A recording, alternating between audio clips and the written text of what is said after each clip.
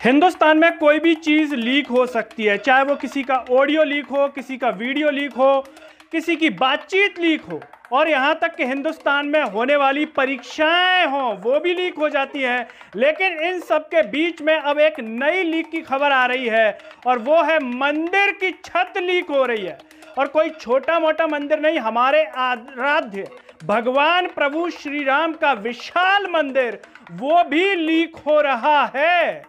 अब आप जैसे ही ये सुन रहे होंगे तो आप कह रहे होंगे कि भाई आखिर कौन है ये असली दलाल जो दलाली लेकर के कर रहा है ये सारी चीजें लीक, क्योंकि बिना दलाली बिना भ्रष्टाचारी के क्या ये सारी चीजें संभव है क्या। नमस्कार, मैं हूं गिरिराज शर्मा और आप देख रहे हैं सरल टॉक। दोस्तों, कई दिनों से आप एक खबर सुन रहे होंगे कि नीट का पेपर लीक हो गया। आए दिन अखबारों में एक खबर प्रमुखता के साथ छप रही है, लेकिन हमारी सत्ता में बैठे हुए नेताओं की हिमाकत देखिए, इस परीक्षा को रद्द नहीं कर रहे हैं, जबकि साफ तौर पर दिख रहा है कि यह पेपर लीक हो चुका है। जरा सोचिए कि अगर इस परीक्षा के माध्यम से फर्जी डॉक्टर बन गए तो वो कितने लोगों की जिंदगी को लीक कर देंगे, कहां की चीज कहां घुसेड़ देंगे। इसका खामियाजा कौन भुगतेगा? भारत देश की जनता, इंडिया की जनता, हिंदुस्तान की जनता भुगतेगी। लेकिन हमारे देश के शिक्षा मंत्री धर्मेंद्र प्रधान, और वो तो दिखाने के लिए है, सभी मंत्री तो एक ही हैं, वो कौन है? श्री 1008 प्रधानमंत्री नरेंद्र मोदी जी। जब लोकसभा का चुनाव होता है तो लोग कहते हैं, नेता कहते हैं, मोदी जी को देखिए बाकी कुछ मत देखिए, मोदी जी का चेहरा देख करके वोट दीजिए। तो जब चेहरा देख करके दिया है तो शिक्षा मंत्री कौन? मोदी जी। आखिर ये परीक्षा रद्द क्यों नहीं हो रही है, जबकि नीट पीजी की स्थगित कर दी गई, लेकिन ये रद्द नहीं हो रही। इनसे कितने डॉक्टर बन जाएंगे अगर ये रद्द नहीं हुई, आगे चलती गई ये परीक्षा? ये अपने आप में एक बड़ा सवाल है। इसी बीच में आपने कई और राज्यों की खबरें भी सुनी होंगी लीक को लेकर के। पहले भी, चाहे वो उत्तर प्रदेश की पुलिस भर्ती परीक्षा हो, मध्य प्रदेश की पटवारी हो, वो तो बनी गए, वो पटवारी बनी ही गए। और जांच में ये कहा कि दिल्ली जो राजधानी बता रहे हैं फ्रॉड नहीं है, दिल्ली बता दी होगी भूल से, बाकी तो वो टॉपर है और आराम से सब नौकरी कर रहे होंगे अपनी अपनी जगह। ये अपने आप में एक सोचिए कितनी गंभीर बात है। अब इसी के बीच में एक खबर आ रही है कि राम मंदिर जो अयोध्या में है उसकी छत लीक कर रही है। भगवान प्रभु श्री राम की जहां मूर्ति है गर्भगृह में, वहां पर छत लीक कर रही है, पानी टपक रहा है। और ये बात इसलिए सामने आई क्योंकि मानसून आ गया, बारिश आ गई। अगर बारिश नहीं होती तो ये बात भी पता नहीं चलती। और इस बात का खुलासा जिन्होंने किया है उनका नाम है सत्येंद्र दास, जो कि मुख्य पुजारी हैं इस मंदिर के। इनकी बात पर तो यकीन करना ही पड़ेगा। ये कह रहे हैं कि छत लीक कर रही है, पानी टपक रहा है, और साफ तौर पर कह रहे हैं कि हमारे देश में ऐसे ऐसे इंजीनियर हैं। आखिर ये कैसे हो गया? किसी ने क्यों कोई ध्यान नहीं दिया? आप इनका एक बयान सुन लीजिए। बहुत आश्चर्य की बात है कि ऐसे ऐसे इंजीनियर हमारे देश, पूरे देश के आकर के यहाँ बैठे हैं, राम मंदिर बना रहे हैं, और 22 जनवरी को प्राण प्रतिष्ठा हो गई। लेकिन ये किसी को ज्ञान नहीं रहा कि पानी बरसेगा तो वह छत जो है वो चुएगा। आपने सत्येंद्र दास जी का बयान सुना। अब अपने आप में एक बड़ा सवाल ये है, क्या ये बिना भ्रष्टाचार के संभव है? कोई भ्रष्टाचार नहीं हुआ इसके कंस्ट्रक्शन में, किसी भी प्रकार की कोई दलाली किसी ने नहीं खाई। जो मंदिर में चढ़ावा आया, जो पैसा लोगों ने दान दिया, किसी ने इसका 1 रुपया तक नहीं खाया अपनी जेब में। क्या आपको ऐसा लगता है कि ये संभव है कि हिंदुस्तान में दलाली नहीं खाई? नेताओं ने, अधिकारियों ने, इंजीनियरों ने नहीं खाई तो अच्छी बात है, लेकिन ये पानी क्यों टपक रहा है?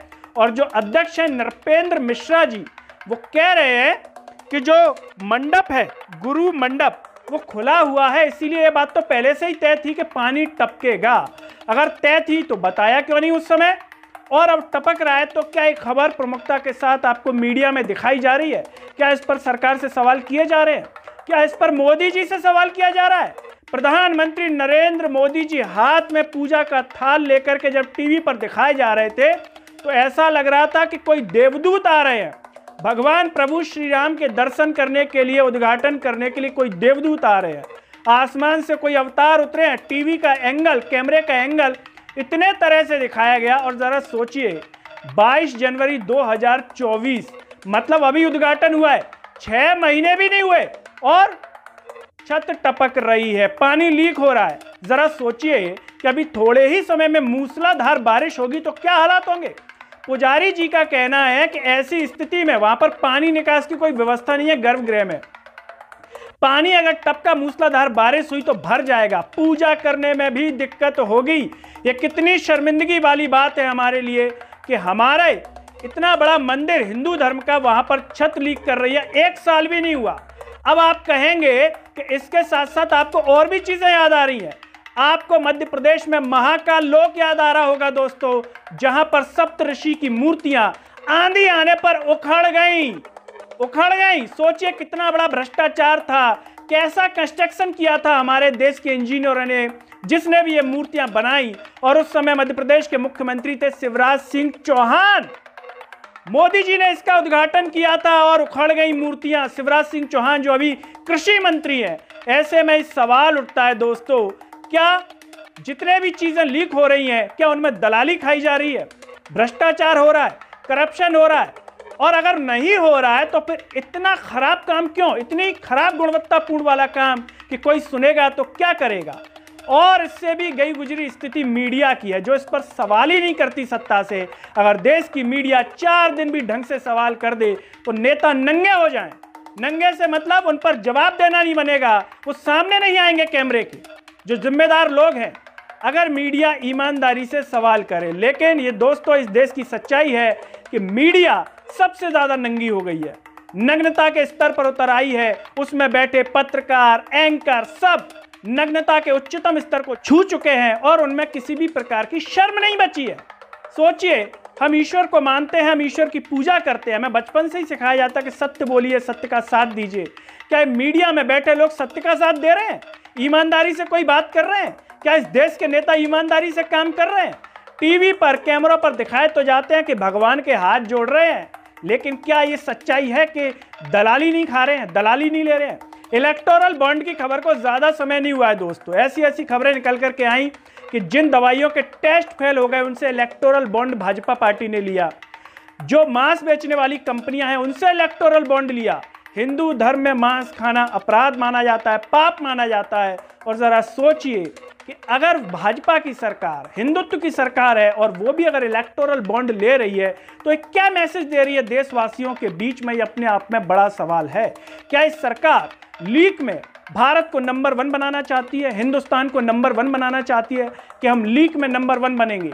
कोई सी भी चीज हो हमारे देश में हम लीक करवाने में नंबर 1 बनेंगे, चाहे वो पेपर लीक हो, मंदिर की छत लीक हो, किसी का ऑडियो लीक हो, किसी का वीडियो लीक हो, या कोई नेता लीक हो जाए इस पार्टी से, उसमें जाकर के लीक हो जाए, फिर उससे इसमें आकर के लीक हो जाए।